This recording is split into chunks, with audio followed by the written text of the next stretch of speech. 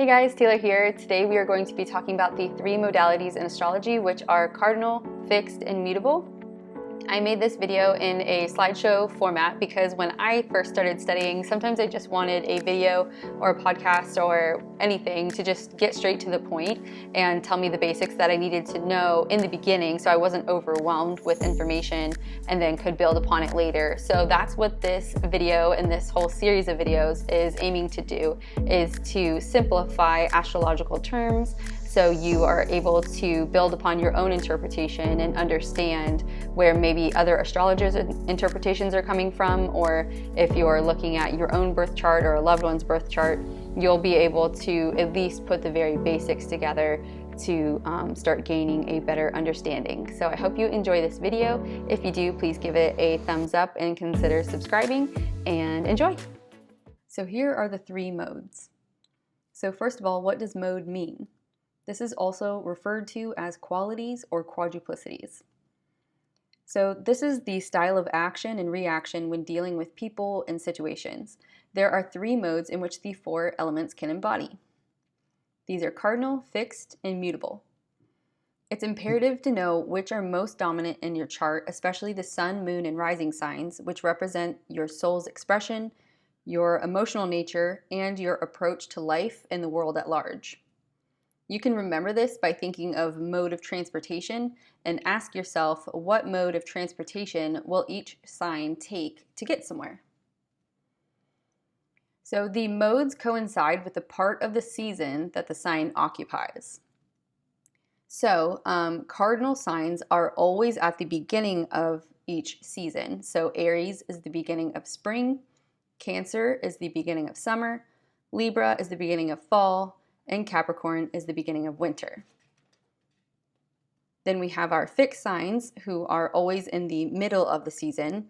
Taurus is in the middle of spring, Leo is in the middle of summer, Scorpio is the middle of fall, and Aquarius is the middle of winter. And then we have mutable signs, who are always at the end of each season. Gemini is at the end of spring, Virgo is at the end of summer, Sagittarius is the end of fall, and Pisces is the end of winter. So here we have the zodiac wheel from Aries to Pisces going counterclockwise. And so this is just another way of showing you how each season is mapped out. And so here we'll see that in spring we have Aries, Taurus, Gemini. Summer is Cancer, Leo, Virgo. Fall is Libra, Scorpio, Sagittarius. And winter is Capricorn, Aquarius, and Pisces. I just thought having a visual representation, especially on the wheel itself, would be helpful. So to begin, we'll start with cardinal. This is Aries, Cancer, Libra, and Capricorn. Each cardinal sign, like I said before, is the first to begin each season. And the word begin is very important with cardinal energy. This is the energy of the go-getter, someone who takes initiative, and these are the idea people. When you think of cardinal, think of a spark. This energy jumpstarts things and can be a phenomenal leader because of their natural way of taking the initiative. If cardinal signs had a motto, it would be just do it, or begin, be bold, and venture to be wise. This mode is great for starting, but has a hard time following through and sticking with it.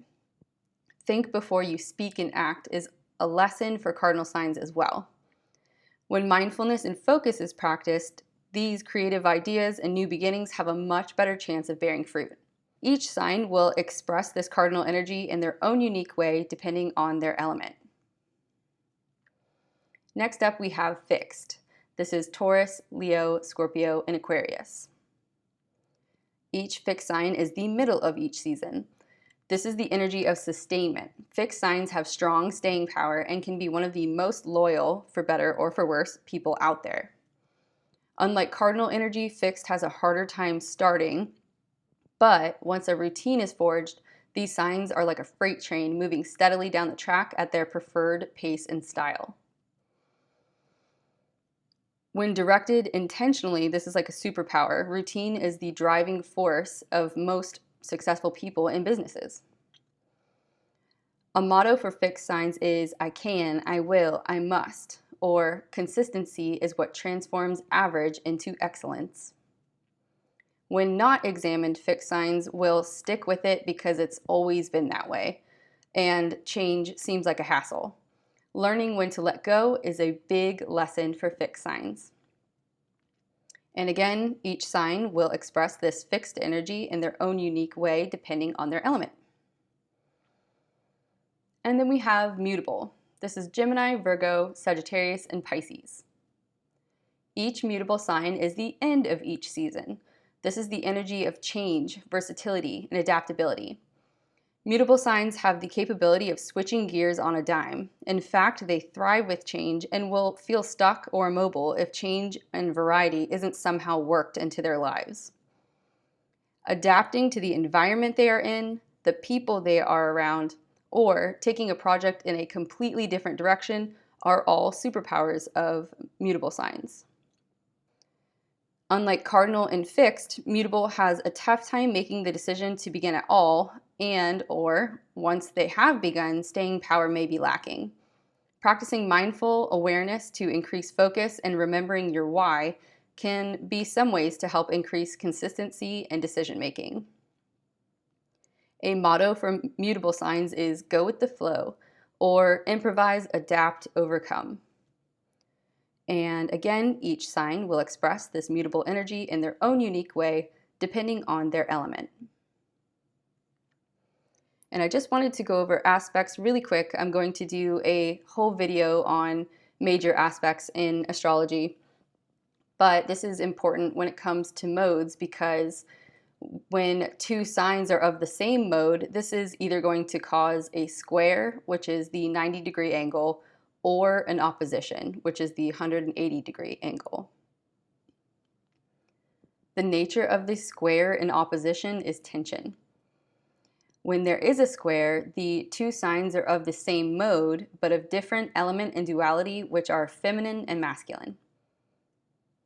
For example, Cancer and Libra are both cardinal, but Cancer is feminine, which is introverted and receptive, and the element of water, which is based on emotion and intuition, where Libra is masculine, which is extroverted and assertive energy, and the element of air, which is of the mind and logic-based. This is referred to as creative tension because when both reach a point of understanding and use the differences productively, beautiful lessons can be learned and creative energies can emerge. When there is an opposition, the two signs are of the same mode and the same duality, feminine or masculine, but different elements. So fire will always oppose air, and earth always opposes water. For example, Taurus and Scorpio are both fixed and feminine, which is introverted and receptive energy, but Taurus is earth, which is practical and grounded, and Scorpio is water, which is emotion and intuition based. The opposite polarity actually rounds out the themes that the two have in common. The challenge here is for one not to dominate the other and to integrate the two poles and find a balance. So I will be going into aspects more in depth, but I just wanted to point this out because it's actually really helpful when you are learning the energies to understand how they affect each other when it comes to aspects as well. Thank you so much for watching. If you'd like to support this channel, you can like this video, subscribe, and/or utilize the thanks button below.